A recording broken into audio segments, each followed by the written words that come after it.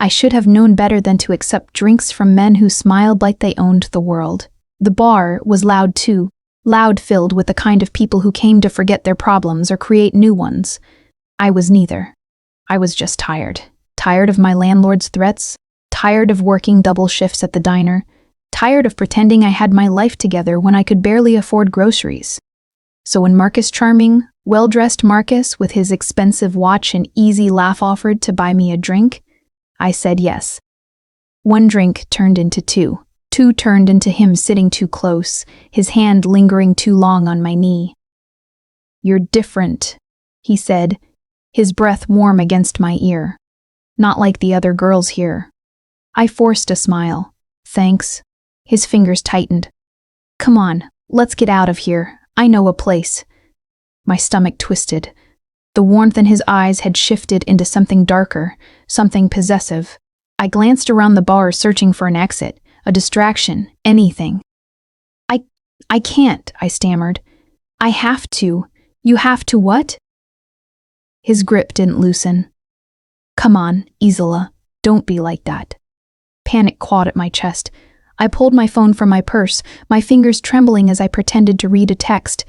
"My friend," I blurted. "She's outside. She's been waiting for me." Marcus's smile thinned. "Your friend?" "Yeah, she just texted. She's here now." I stood abruptly, nearly knocking over my drink. "I have to go." He stood too, his hand catching my wrist. "You're lying." "I'm not." "Prove it." His voice dropped, menacing. "Call her." My heart hammered. I stared at my phone, my mind racing. I didn't have anyone. No best friend waiting outside, no one to rescue me. But I couldn't let him know that. So I did the only thing I could think of. I dialed a random number. My thumb hovered over the keypad, pressing digits at random, praying to God or whoever was listening that no one would answer. The line rang once, twice. Then, a voice low, smooth, impossibly calm answered. "Yes?" I froze. Someone actually picked up. Marcus was watching me, his eyes narrowed. I forced myself to speak. "Hey! I'm so sorry I'm late," I said, my voice too bright, too desperate. "Are you still outside?" There was a pause. A long, dangerous pause. Then the voice spoke again, and it sent a shiver down my spine. "Outside where?" I swallowed hard. The bar, the one on 5th. You said you'd pick me up, remember?" Another pause. I could hear something in the background, muffled voices, the sound of a car door closing. "Who is this?" the voice asked, and there was something in it now, something sharp and assessing. "It's me," I laughed. Too loud, too frantic. "Come on, don't mess with me right now. Please, are you outside or not?" Marcus leaned closer, his breath hot against my neck. "Let me talk to her." My pulse spiked. I pressed the phone tighter to my ear, silently begging this random, unknown stranger to just hang up, to let me pretend, to give me an out. Instead, he said, "Put me on speaker." I blinked. "What?" "Speaker." Now? I didn't know why I obeyed. Maybe it was the authority in his voice. Maybe it was the way he spoke, like he was used to being listened to, like disobedience wasn't even an option. I tapped the speaker button. "Hello?" Marcus said, his tone mocking. "Who's this?" The line crackled. Then, smooth as silk and cold as steel, the stranger spoke. "Her boyfriend." My breath caught. Marcus laughed. "Boyfriend? That's funny. She didn't mention baby," the voice interrupted, and I felt the word like a physical touch, low and possessive. "I'm outside. Come now." The bar seemed to shrink. The noise faded. All I could hear was that voice, commanding, absolute, terrifying. Marcus's grip loosened. "Who the hell are you?" he demanded. "Someone you don't want to know." The stranger's tone didn't rise, didn't sharpen. It didn't need to. Let her go. Or what? Or I come inside. The threat hung in the air, heavy and undeniable. Marcus stared at the phone, then at me. For a moment I thought he might call the bluff. but something in that voice, something dat, and certain, made him hesitate. He released my wrist. Whatever, he muttered. She's not worth it. I didn't wait. I grabbed my purse and bolted for the door. My phone still clutched in my hand. The cool night air hit me like a slap, and I gasped, my lungs burning. I looked around wildly. The street was nearly empty, just a few scattered cars, a couple walking arm in arm down the block. And then I saw it. A black car. Sleek, expensive, idling at the curb directly in front of the bar. The back door opened. A man stepped out. He was taller than I'd expected, dressed in a dark suit that fit him like it had been tailored to his body. His hair was black, swept back, and even in the dim streetlight I could see the sharp lines of his face, the cold intensity of his eyes. He looked at me, and I knew instantly, instinctively, that I had made a terrible mistake. "Get in," he said. It wasn't a request. I shook my head, backing away. I'm sorry, I didn't mean to. Get in. My phone was still connected, still on speaker. I looked down at it, then back at him. You're the one I called. His expression didn't change. You needed help. I'm here. I didn't mean to call you. I don't care. He took a step closer, and I felt the air shift around him, charged and dangerous. You called me. You said you needed someone. So here I am. I don't even know you. No, he agreed. You don't. Behind me, the bar door swung open. I heard Marcus's voice, angry and slurred. The stranger's eyes flicked past me, and something dark and deadly flashed across his face. Get in the car, Isla, he said quietly, or stay here and see what happens when he comes back out. I looked over my shoulder. Marcus was standing in the doorway, scanning the street. I looked back at the stranger, and I made my choice. I climbed into the car. The door shut behind me with a soft, final click. The interior was leather and silence in the faint scent of expensive cologne. The stranger slid in beside me and the driver pulled away from the curb without a word. I pressed myself against the opposite door, my heart pounding. Who are you? I whispered. He turned to me, his eyes unreadable in the darkness. Someone you should have never called. And as the city lights blurred past the window, I realized I had just stepped into a world I didn't understand. A world I might never escape. The car moved through the city like a shadow, smooth and silent. I sat rigid against the door, my hands twisted in my lap, trying to make sense of what had just happened. I'd called a random number, and somehow, I'd called him. He sat beside me, close enough that I could feel the heat radiating from his body. But he didn't look at me. His attention was fixed on his phone, his fingers moving across the screen with controlled precision. The light illuminated the sharp angles of his face, strong jaw, high cheekbones, a mouth that looked like it rarely smiled. He was beautiful in the way a knife was beautiful. Dangerous. Perfect. Where are we going? I asked, my voice barely above a whisper. He didn't answer. I swallowed hard. I said, I heard you. He didn't look up. We're going somewhere safe. Safe for who? That made him pause. He turned his head slowly, his eyes locking onto mine. They were dark, so dark I couldn't tell where the iris ended and the pupil began. For you, he said simply. I laughed, a sharp, brittle sound. You expect me to believe that? I don't even know you. I don't know where we're going. You called me. His voice was calm, but there was an edge to it now, something that made my breath hitch. You asked for help. I helped. I called a random number. And I answered. Why?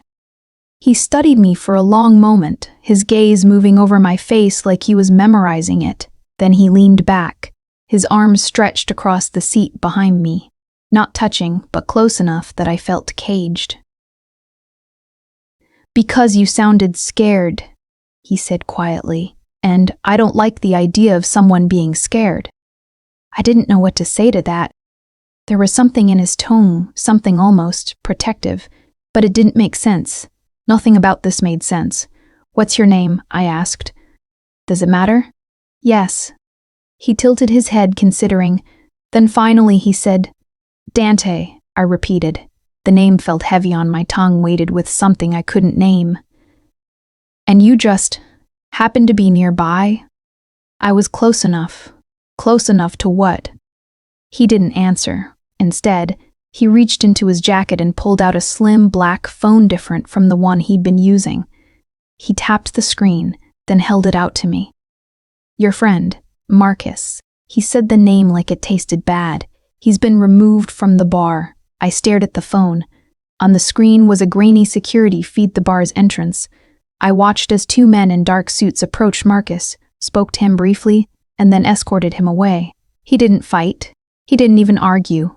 He just left. "What did you do?" I breathed. "I made a call." Dante pocketed the phone. "He won't bother you again."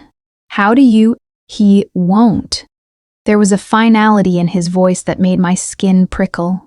I looked at him, really looked at him. The expensive suit, the cold authority, the way the driver hadn't asked where to go, hadn't questioned anything. "Who are you?" I asked again, slower this time. He smiled. It was a small, dangerous curve of his mouth. "Someone you should probably be afraid of." "I am afraid." "Good." He leaned forward, his elbows on his knees, his eyes never leaving mine. "Fear keeps you smart, keeps you alive. Is that a threat?" "No, Isla." He said my name softly, almost gently. "It's a warning." My pulse spiked. "How do you know my name?" He gestured toward my purse, which I dropped on the seat between us. My wallet was peeking out, my driver's license visible through the clear pocket. I grabbed my purse, clutching it to my chest. "You looked through my things?" "I like to know who I'm protecting." "Protecting?" I shook my head. "You're kidnapping me." "If I were kidnapping you," Dante said calmly, "you wouldn't be sitting here asking questions." The car slowed, then stopped. I looked out the window and felt my stomach drop. We were in front of a building, sleek, modern, glass and steel, rising into the night sky. The kind of place I could never afford to even walk past. The driver opened my door. Dante stepped out first, then turned, offering me his hand. I stared at it. "You can come inside," he said, "or I can take you home. Your choice." "Home," I said immediately. He nodded. "Then I'll need your address." I hesitated. The thought of him knowing where I lived sent a chill down my spine. But what choice did I have? "En Monroe," I said quietly. "The apartments above the laundromat." Something flickered in his eyes, surprise maybe, or pity. "That's not safe," he said. "It's all I can afford." "Not anymore." I blinked. "What?" "Come inside," he said again. "We'll talk." "About what?" "About why Marcus targeted you. About why you're not safe. About what you're not safe. About what happens next." "Nothing happens next," I said, my voice rising. "I go home. I forget this night ever happened." You think it's that simple?"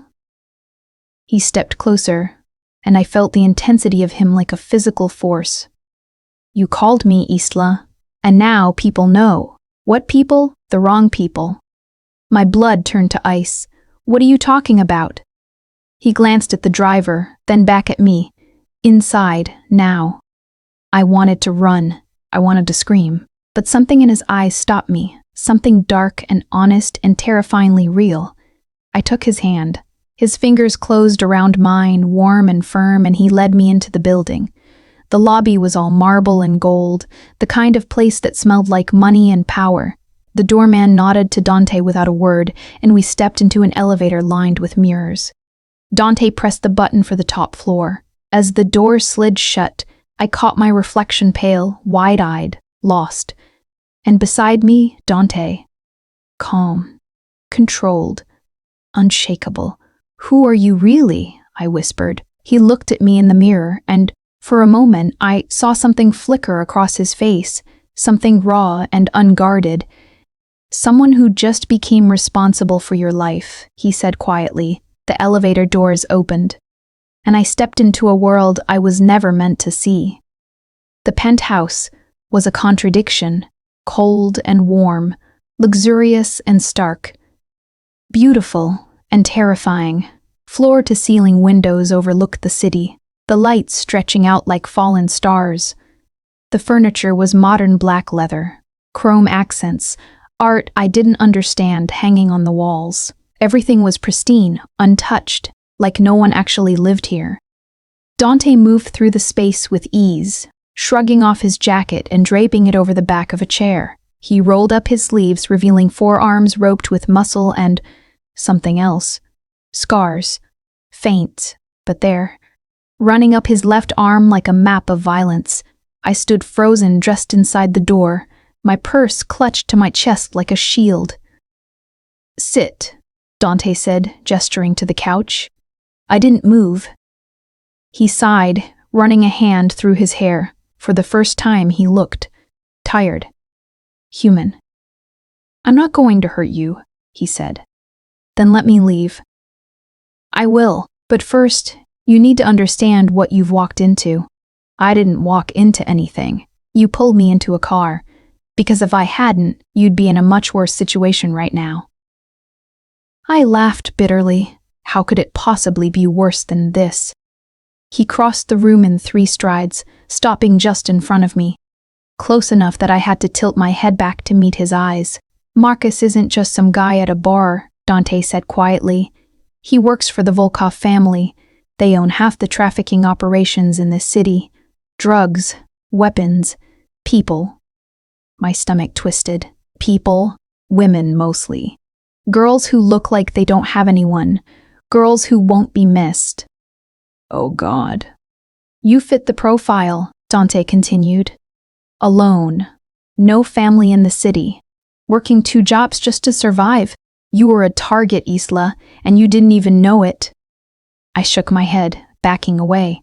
No, that's true." His voice was flat, absolute.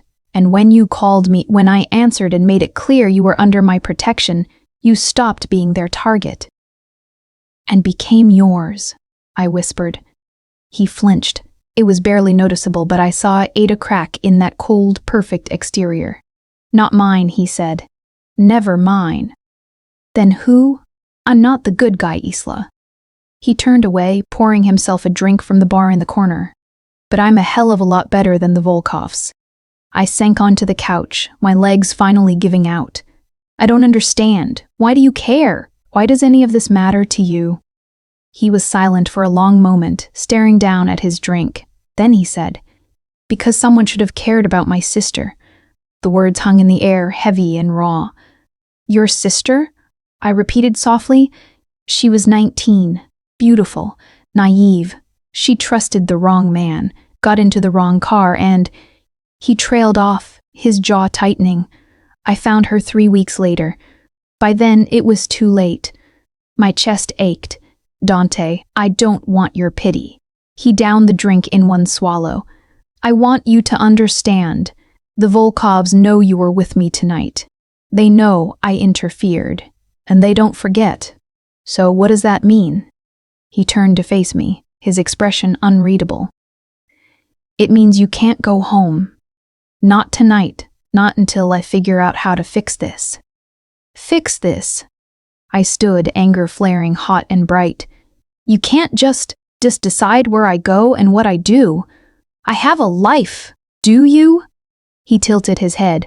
"Because from where I'm standing, you have a landlord who's about to evict you, a boss who barely pays you enough to eat, and 0 people who would notice if you disappeared." The words hit like a slap, because they were true, every single one of them. "That's not fair," I whispered. "No," Dante agreed. "It's not, but it's reality." I sank back onto the couch, tears burning behind my eyes. I wouldn't cry. Not here. Not in front of him. He moved closer, crouching down so we were eye level. Up close, I could see flecks of gold in his dark eyes, the faint shadow of stubble along his jaw. "I know this is terrifying," he said quietly. "I know you don't trust me, but I swear to you I will keep you safe." "Why?" My voice broke. Why would you do that for a stranger? He reached out slowly, giving me time to pull away. When I didn't, his fingers brushed a strand of hair away from my face. The touch was gentle, almost reverent. Because I couldn't save her, he said. But maybe I can save you. A tear slipped down my cheek before I could stop it. Dante's thumb caught it, wiping it away. His touch lingered, warm against my skin. For a moment, we just stared at each other. The air between us felt electric, charged with something I didn't have a name for. Then his phone buzzed. He pulled back immediately, the softness in his eyes replaced by cold focus. He checked the screen and his expression darkened. What? I asked. What is it? He stood, already moving toward the door. Stay here. Dante, stay here. He looked back at me, and the command in his voice left no room for argument. Don't open the door for anyone. Don't leave this apartment. Understand? You're scaring me. Good. He grabbed his jacket. That means you'll listen. Where are you going? He paused at the door, his hand on the handle. To make sure you survive the night. And then he was gone. I sat there in the silence, my heart pounding, staring at the door he'd just walked through. Outside the windows, the city glittered beautiful and deadly and utterly indifferent. And somewhere out there, in the darkness, people were hunting me. I didn't sleep. How could I? I spent the night curled up on Dante's couch, staring at the door, jumping at every sound. The penthouse was too quiet, the kind of quiet that made every creak, every distant siren feel like a threat. He didn't come back. By the time dawn broke, painting the city in shades of gold and pink, I was exhausted. My body ached from tension, my mind spinning with questions I had no answers to. Who was Dante really? What kind of man had the power to make people disappear with a phone call? And why had he chosen to help me? I stood at the window, watching the city wake up below. From this height, everything looked small, manageable, like I could reach out and rearrange it all with my fingertips. But I knew better. I was trapped, not by locked doors or chains, but by circumstances I didn't understand and couldn't control. The elevator dinged. I spun around, my heart leaping into my throat. The doors slid open, and Dante stepped out. He looked different, tired. His shirt was wrinkled, the top buttons undone. There was a shadow of exhaustion under his eyes, and something dark stained his cuff. Blood. Are you hurt? The words tumbled out before I could stop them. He glanced at his sleeve, then at me. It's not mine. Somehow that didn't make me feel better. He moved past me toward the bar, pouring himself a drink despite the early hour. His movements were controlled, deliberate, but I could see the tension in his shoulders. What happened? I asked. I took care of it. That's not an answer. He downed the drink, then turned to face me. The Volkov sent someone to your apartment. My blood turned to ice. What? They were waiting for you. 3 men. His voice was flat, emotionless. They're not waiting anymore. Oh God. Oh God. Oh God. Did you? I couldn't finish the sentence. Yes. The single word hung in the air between us, heavy and final. I should have been horrified, terrified, but all I felt was relief. And that scared me more than anything. I'm sorry, he said quietly. I know this isn't the life you wanted. I didn't want any of this. My voice shook. I just wanted to survive. And now you will. He stepped closer, his eyes searching mine. But it means staying here, with me, until this is over. When will it be over? I don't know. I laughed, a bitter sound. So what am I supposed to do? Just live here? Hide? For now, yes. And what about my job?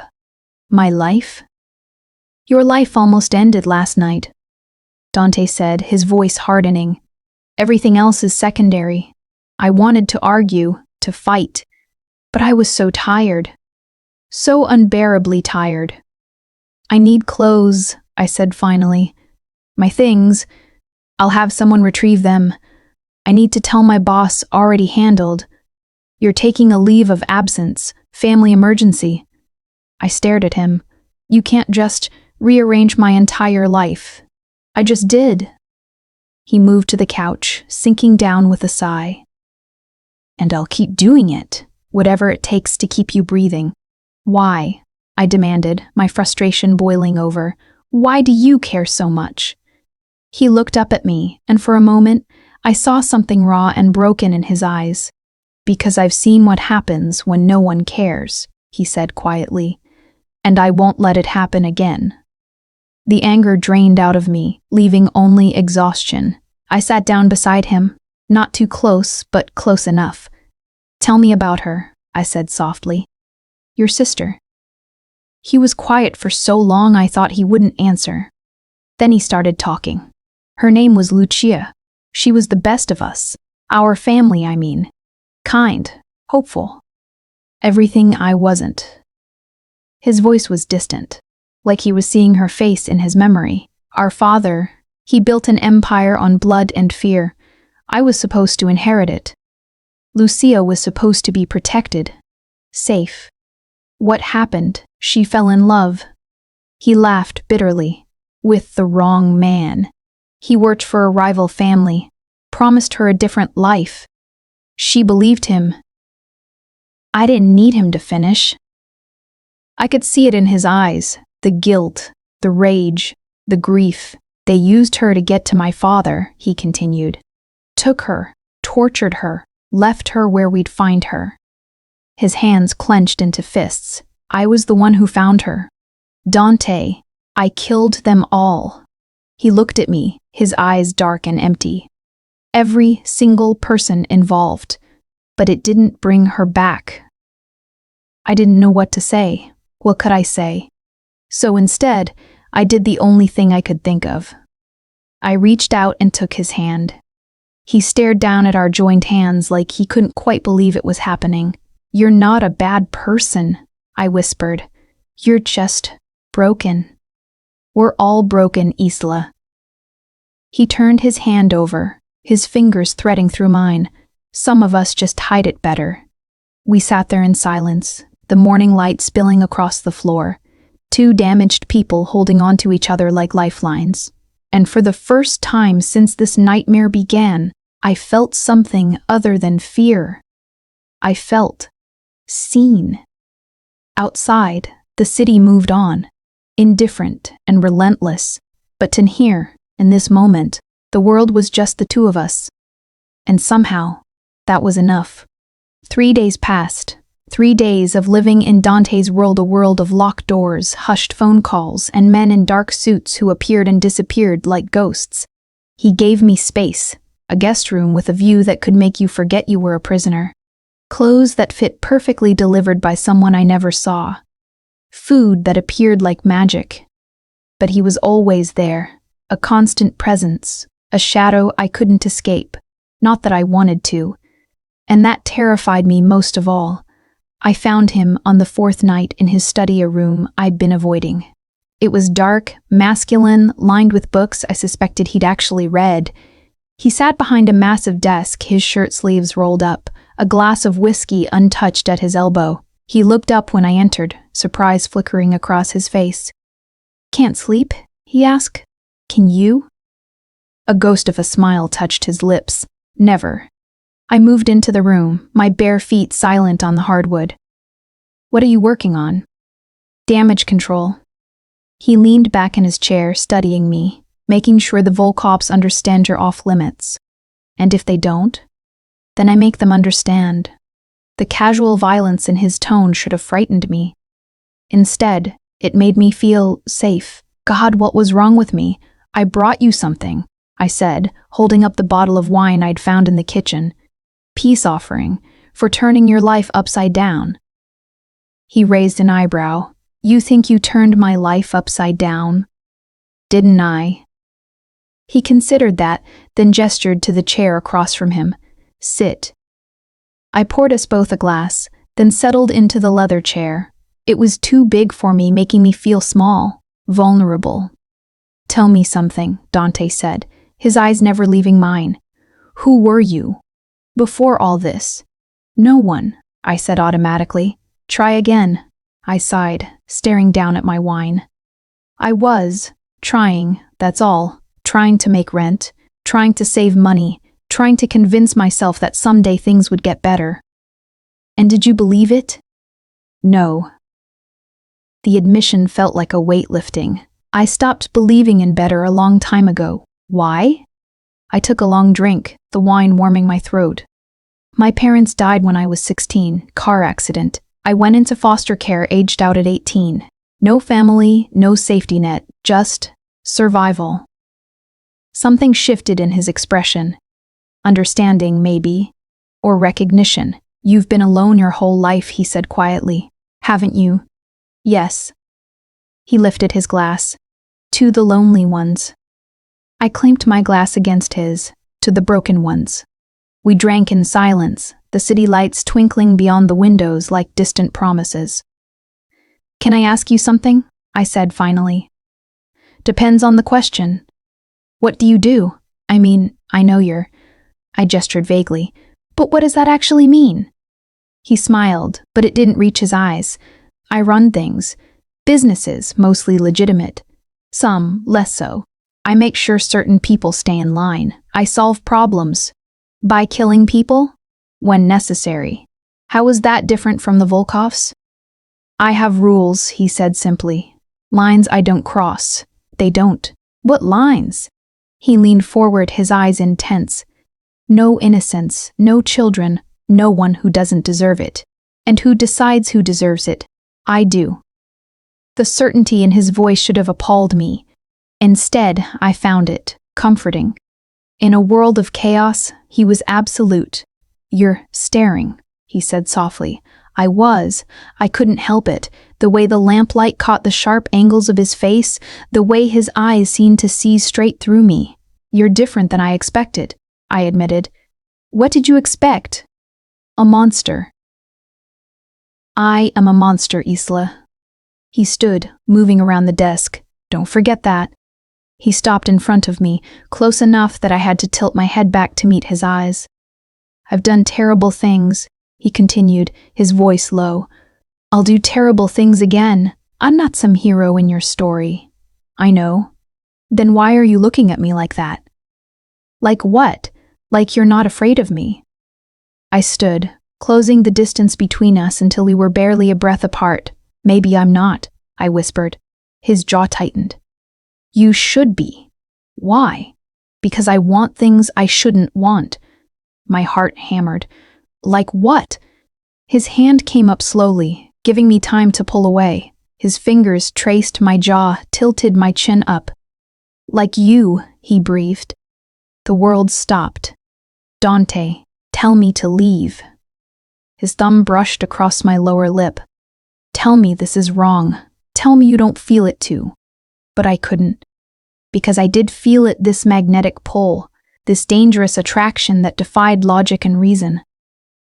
I can't, I whispered. His eyes darkened.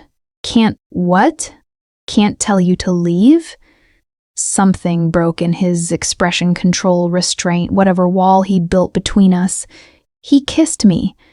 It wasn't gentle. It was desperate and hungry and filled with everything we'd been holding back. His hands tangled in my hair, pulling me closer. I gasped against his mouth and he took advantage, deepening the kiss until I couldn't think, couldn't breathe, couldn't remember why this was a bad idea. I should have pulled away, should have remembered who he was, what he was. But all I could feel was the heat of him, the strength of his arms around me, the way he kissed me like I was air and he was drowning. When we finally broke apart, we were both breathing hard. Isla, he said, his forehead pressed against mine. We can't. I know. This is dangerous. I know. I'm dangerous. I know.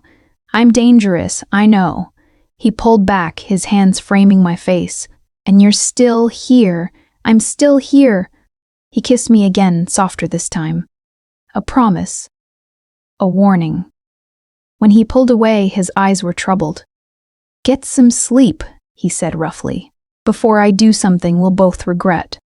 I left the study on shaking legs, my lips still tingling, my heart racing. I didn't sleep that night. Neither did he. And in the darkness, as the city breathed below us, I knew we'd crossed a line we could never uncross. I woke to raised voices.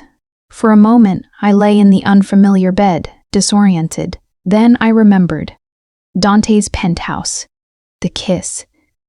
Everything. The voices grew louder. Dante and someone else. A woman. I pulled on the robe he left for me and crept toward the living room. Absolutely reckless, the woman was saying. Do you have any idea what you've done? I saved her life, Elena. Dante's voice was cold, controlled. You started a war. I peered around the corner. A woman stood in the center of the room, tall, elegant, with dark hair pulled into a severe bun. She wore a designer suit and an expression that could cut glass. She's one girl, Dante. One girl. Elena's voice dripped with disdain. And you've put everything at risk for her. Watch your tone. Or what? You'll threaten me too? I'm your second in command, not one of your enemies. Then stop talking like one. Elena's eyes narrowed. The Volkovs want blood. Your blood, or hers. We need to give them something. They're not touching her. Then you're a fool. Elena, she's a weakness. Elena stepped closer. And weaknesses get people killed. You taught me that. I'd heard enough. I stepped into the room. Both of them turned, Dante's expression shifting from anger to concern in an instant. Isla, I'm a weakness? I asked Elena directly. She looked me up and down, her lip curling. You're a liability. A pretty face that's going to get good people killed. Elena, Dante warned. No. I moved closer. Let her speak. I want to hear this. Elena smiled coldly. You don't belong in this world, sweetheart. You're soft, naive, a temporary distraction that's going to cost us everything. And what would you have me do? I asked. Disappear? Let them kill me. I'd have you never exist in the first place. Enough. Dante's voice cracked like a whip. Elena, leave. Dante, now. She held his gaze for a long moment, then turned on her heel and stalked toward the elevator. Just before the doors closed, she looked back at me. When this falls apart, she said coldly, remember that you were warned. The doors slid shut. Silence filled the penthouse. She's wrong, Dante said finally. Is she? I turned to face him. Am I going to get people killed? No. But there are people in danger because of me. He didn't answer. Which was answer enough. I sank onto the couch. Maybe she's right. Maybe I should just go, disappear. You could tell the Volkovs I ran and stop. He crouched in front of me, his hands on my knees. You're not going anywhere. Dante, I won't lose you. His eyes were fierce, desperate. I can't. Why? I demanded. Why does it matter so much? Because He stopped, his jaw tightening. Because I've already lost everyone I cared about. I won't lose you too. My heart clenched. You barely know me. I know enough. He stood, running a hand through his hair. I know you're strong, brave, that you survived alone and came out the other side still soft, still kind. That's rarer than you think. I'm not brave, I whispered. I'm terrified. So am I. The admission seemed to cost him. Every day I wake up terrified that something will happen to you, that I won't be fast enough, smart enough, that I'll fail you the way I failed her. I reached for his hand. You didn't fail, Lucia. I should have protected her. You can't protect everyone from everything. I can try. He pulled me to my feet. And I'm not giving up on you. The elevator dinged. Dante immediately pushed me behind him, his hand moving to the gun I hadn't realized he was wearing. The doors opened. A young man stepped out, early 20s, with Dante's dark hair and sharp features. But where Dante was controlled, this man was wild. Dangerous in a different way. Nico, Dante said, relaxing slightly. What are you doing here? Heard you got yourself a pet. The man Nico grinned at me. Wanted to see what all the fuss was about. She's not a pet? No. Nico moved closer, his eyes assessing. Then what is she? Dante's silence was deafening. Nico laughed. Oh, this is rich. The great Dante Moretti, caught by a girl. Nico. She's pretty, I'll give you that. He circled me like a predator. But is she worth starting a war over? Get out. I'm just saying, out. Nico held up his hands. Fine, fine, but when this blows up in your face, don't say I didn't warn you. He left the same way he came, the elevator doors closing with a soft chime. I stared at Dante. Who was that? My brother? You have a brother? Half-brother. Different mothers, same bastard father. He moved to the window, his shoulders tense. He works for me, sometimes, when he's not causing problems. He seemed dangerous, unstable, yes. Dante glanced back at me. He's both. And you trust him? With some things, not with you. The emphasis on the last word made my breath catch. Dante, I said softly. What are we doing? He turned fully, his eyes searching mine. I don't know. Everyone thinks I'm going to destroy you. Let them think that. And if they're right? He crossed the room in 3 strides, pulling me against him. Then I'll burn gladly, he murmured against my hair. I closed my eyes, breathing him in cologne and danger and something uniquely him. Outside, the storm was gathering, but in his arms I almost felt safe. Almost. I learned what Dante truly was on the 7th day. It started with a phone call. I was in the kitchen trying to make coffee in his absurdly complicated machine when I heard his voice from the study. Low. Deadly. Absolute. No witnesses. Handle it. Now. The words sent ice down my spine. I told myself not to ask. Not to dig deeper into a world I didn't understand. But curiosity, or maybe it was something darker, pulled me toward the study door. It was cracked open. Through the gap, I saw him. Dante stood with his back to me, a tablet in his hand. On the screen I could see a warehouse-grainy security footage, men moving in the shadows. The shipment, he said into his phone. A pause. Then we make an example. No hesitation. No remorse. I want everyone to know what happens when they steal from me. He ended the call, then noticed me in the doorway. His expression didn't change. How much did you hear? Enough. He set down the tablet, and I'm realizing I don't actually know you at all. I told you what I was. You told me you had rules, that you were different. I am different. He moved closer. The Volkovs would have tortured them first. I'm making it quick. You're still killing them. Yes, the simplicity of it was staggering.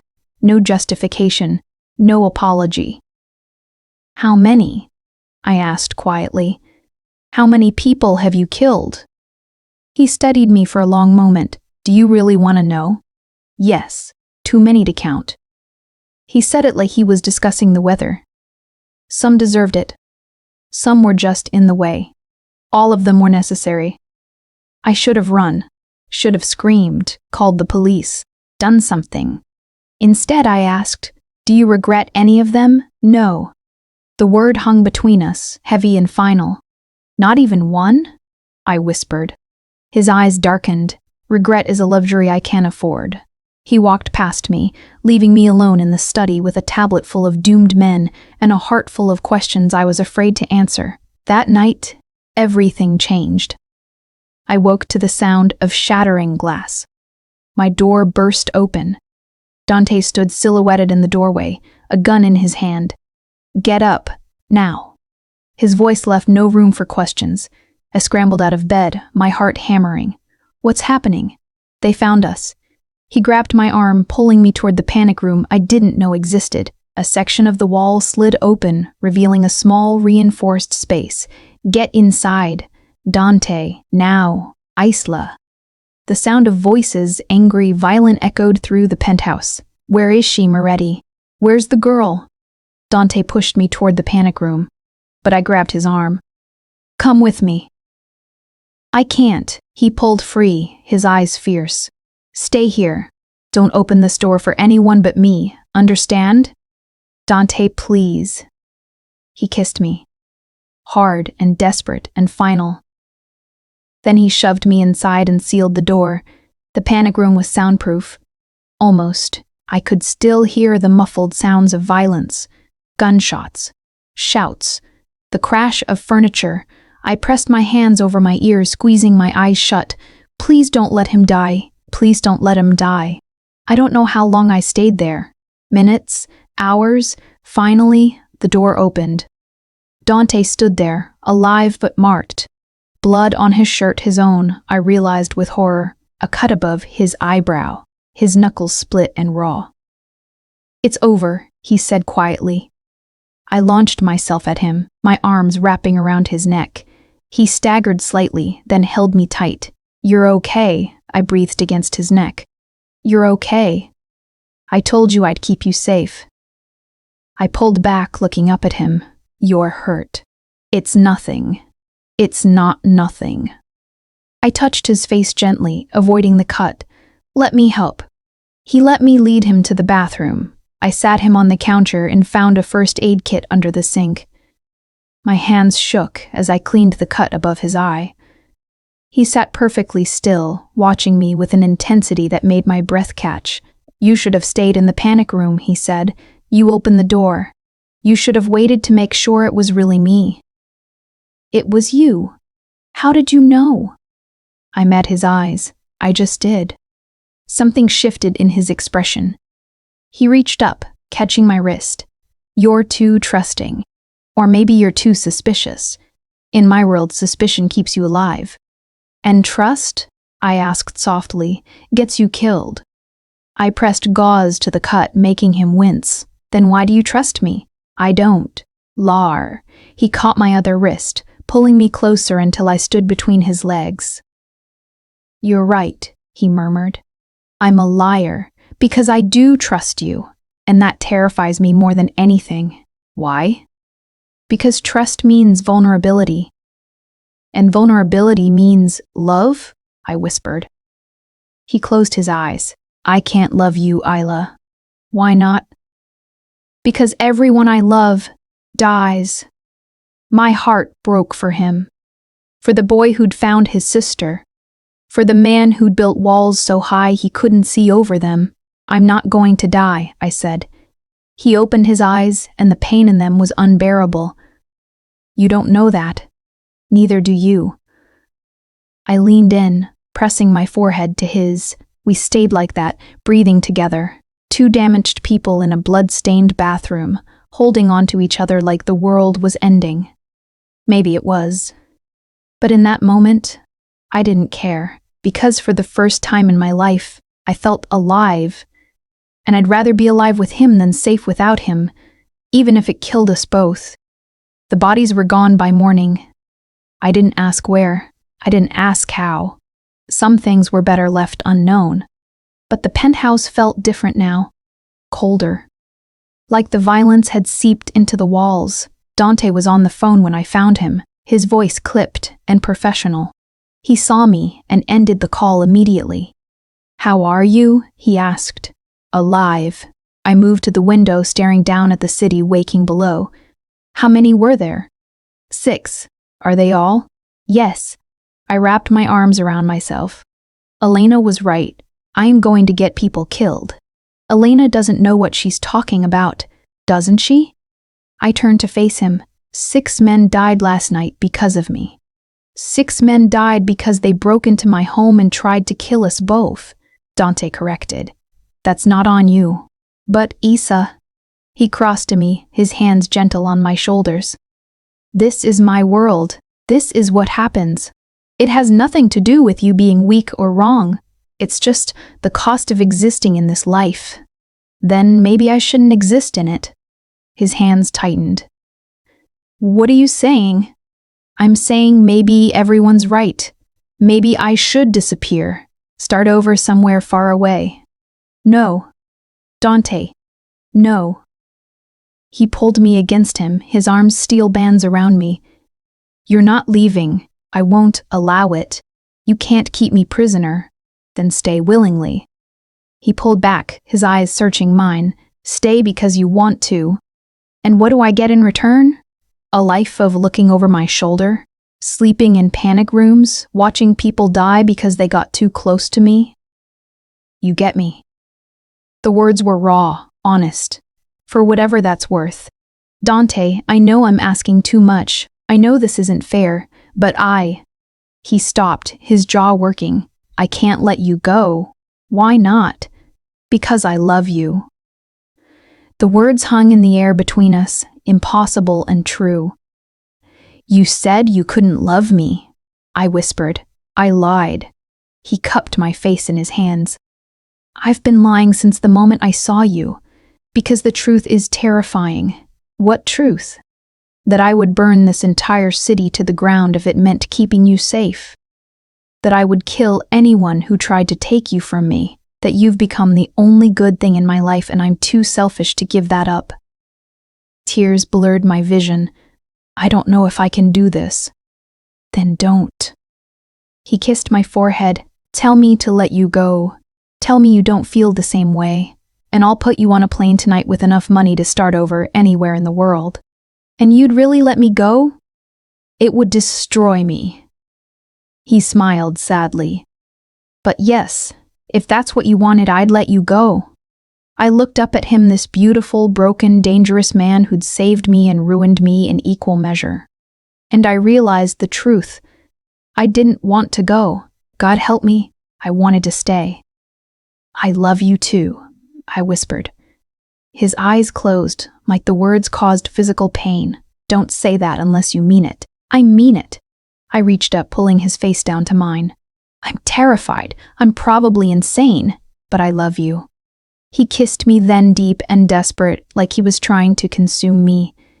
I kissed him back with everything I had, pouring all my fear and hope and love into this one moment. When we broke apart, we were both breathing hard.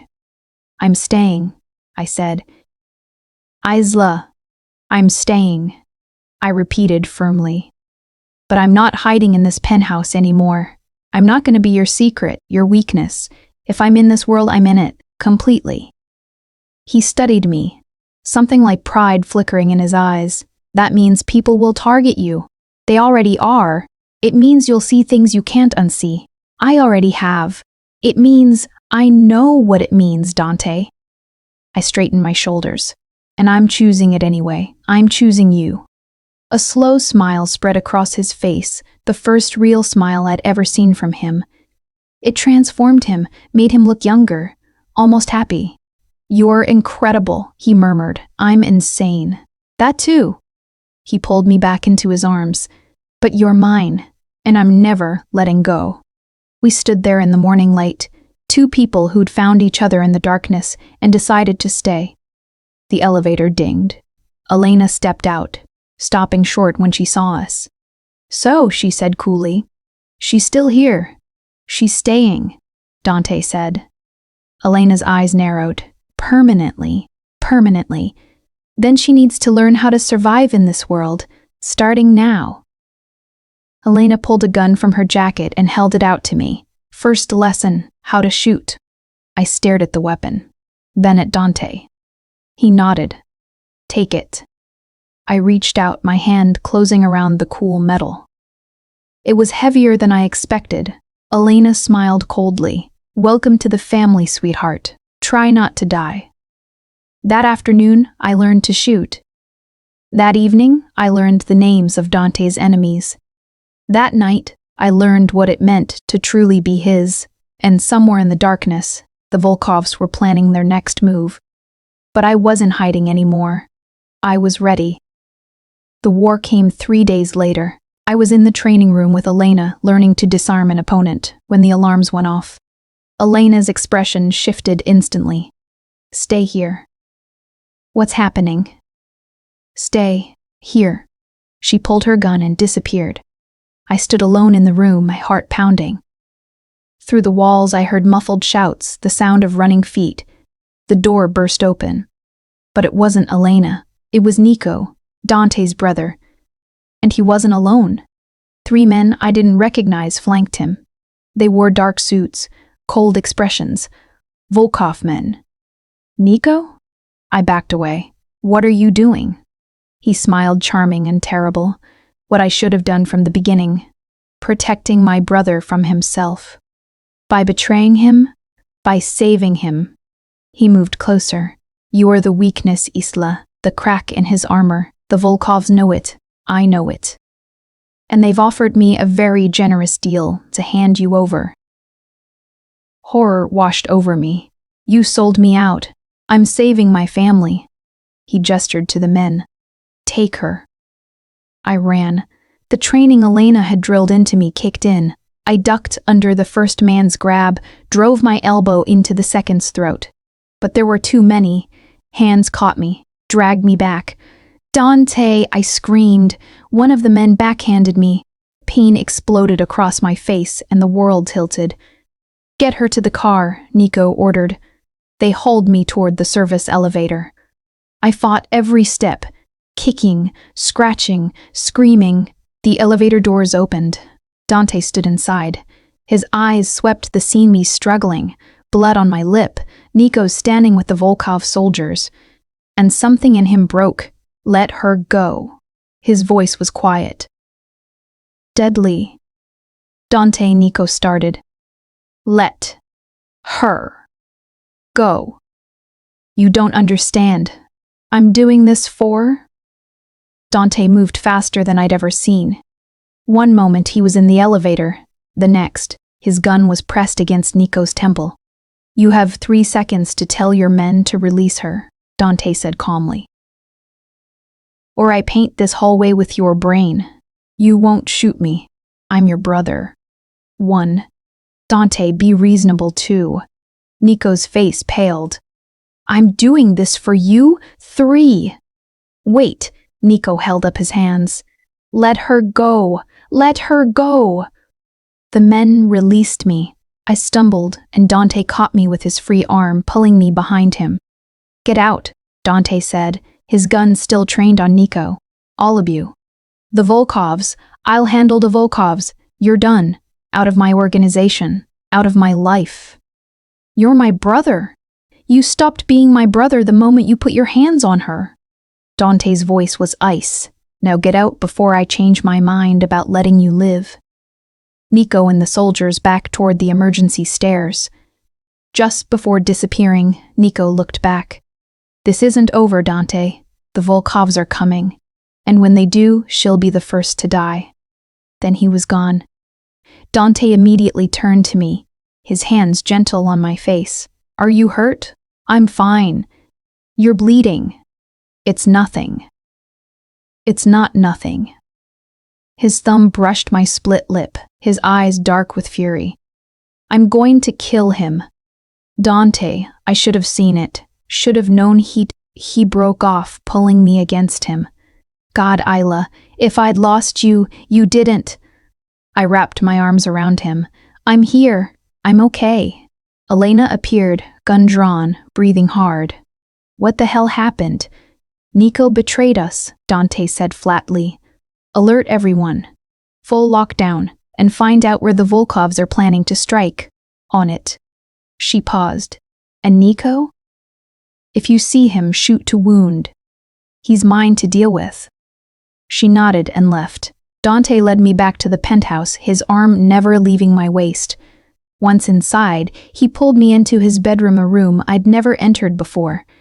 It was sparse, masculine. A massive bed dominated the space, the sheets black silk. Stay here tonight, he said. With me. Okay. He turned to leave. Where are you going? I asked. To end this. His eyes were cold, resolved. The Volkovs want a war? I'll give them one. Dante, wait. I caught his arm. Don't go. I have to. This ends tonight. Then let me come with you. Absolutely not. You said I wasn't hiding anymore. You said I said a lot of things. He cupped my face. But I will not risk your life. Not for this. And I won't let you walk into danger alone. I won't be alone. I'll have my men. I need to be there.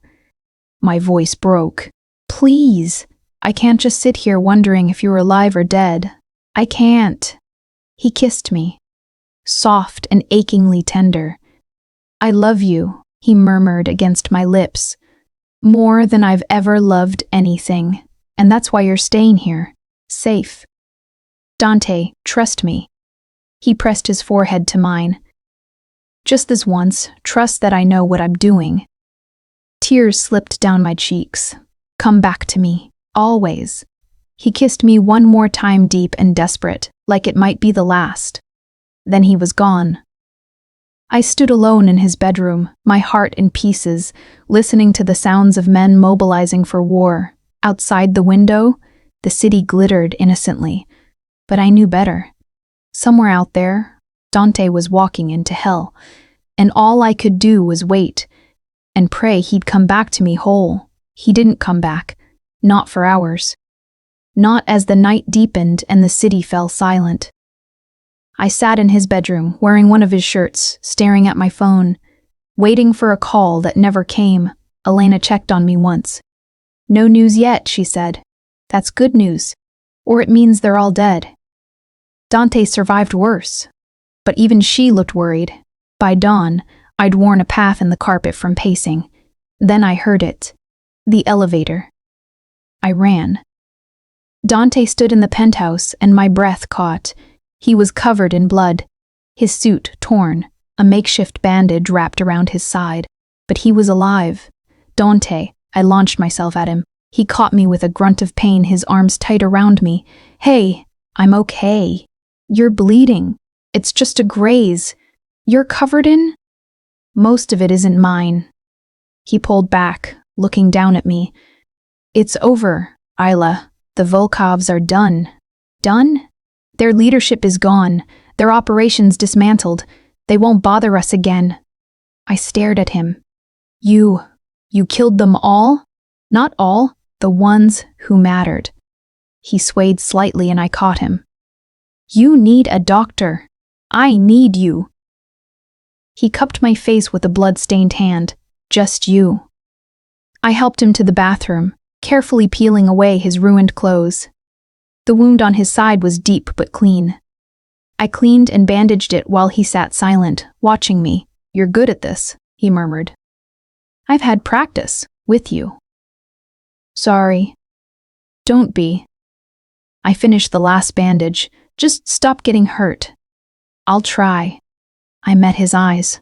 What about Nico? His expression darkened. Gone. Disappeared. But he won't come back. Not after what he did. Do you think he'll try again? No. Dante's voice was certain. He's smart enough to know that if he does, I really will kill him. I helped him to his bed. He pulled me down beside him, wrapping me in his arms despite his injuries. I was so scared, I whispered against his chest. So was I. You? Scared? Terrified. He kissed my hair. All I could think about was getting back to you, making sure you were safe, making sure... His voice broke. Making sure I didn't fail you the way I failed her. You didn't fail anyone. I looked up at him. You saved me. You saved us. Did I? Or did I just drag you into a nightmare? Maybe it's both. I traced the line of his jaw. But I'm here. By choice. And I'm not leaving. He pulled me closer, his lips finding mine. The kiss was soft, tender, full of everything words couldn't express. When we broke apart, he whispered, "Marry me." I froze. What? Marry me? He said it again, stronger. Be mine. Officially. Completely. Dante, that's insane, reckless, too soon. He smiled. Probably all of those things. But I don't care. I've spent my whole life being careful, being controlled, and all it got me was loneliness and blood on my hands. And now? Now I have you. And I want to keep you. Forever. In every way possible. Tears blurred my vision. You're really asking me to marry a mafia boss. I'm asking you to marry me, the man who loves you more than breathing, the man who would burn the world to keep you safe. That's not healthy. Probably not. He kissed me softly, but it's true. I looked at him, this complicated, dangerous, beautiful man who'd crashed into my life and turned it upside down, and I knew my answer. Yes. His eyes widened. Yes? Yes. I kissed him. I'll marry you. Your darkness, your demons, your dangerous world, all of it. He kissed me then deep and claiming, like he was sealing a vow. His hands moved over me, gentle despite his injuries, and I let him pull me closer, let myself melt into him. I love you, he murmured against my skin. My brave, impossible girl. I love you too. I smiled against his lips. My beautiful monster. We made love as the sun rose, slow and tender, two scarred souls finding wholeness in each other. And afterwards, wrapped in his arms, I felt something I'd never felt before. Peace. Epilogue. 3 months later, the wedding was small, private. Just Alina, a handful of Dante's most trusted men, and a priest who asked no questions. I wore a simple white dress. Dante wore a black suit and a smile that made my heart stop. When he slipped the ring on my finger, a platinum band with a single diamond, I felt the weight of it. Not the ring itself, but what it represented. A choice, a promise, a life. You look beautiful, he whispered. You look dangerous, always. He kissed me, soft and sweet. Mrs. Moretti. I smiled. Mr. Moretti. Elena rolled her eyes. You two are disgustingly happy. Jealous? Dante asked. Nauseated. But she was smiling. Congratulations, both of you. That night, we stood on the penthouse balcony, overlooking the city that had brought us together. Any regrets? Dante asked, his arms around me. I leaned back against him. Not one. Even though your life will never be normal. I don't want normal. I turned to face him. I want this, you and me, against the world. He kissed my forehead, against the world. Below us, the city glittered, dangerous and beautiful and full of secrets. But up here in his arms, I was safe, I was loved, I was home. And that was all I needed.